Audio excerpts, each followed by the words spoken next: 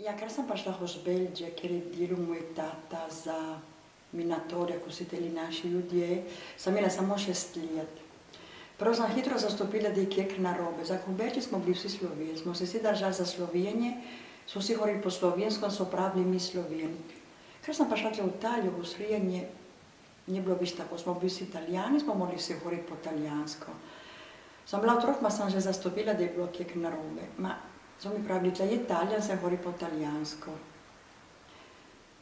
Potem druga reč me je malo motila, nisem mogla zastopiti, ko je to moja nona, ki je živela v Gnilec, v Gorenjem koncu Srednjega. Hor so govorili po slovensko, so pili po slovensko tu v cerkvi, je bil katekizem po slovensko, tu par kilometrov je bil drug svet. Tole nisem tehnila zastopiti.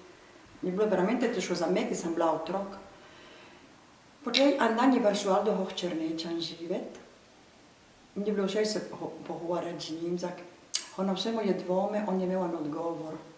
Ma sem bila ista, so meni drugi mladi iz tistega kraja Srednjega, ki so zastopili, da imamo kjek posebnega. Ma nismo tudi zastopili, za ki se nam more nucati jezik, a navada nič.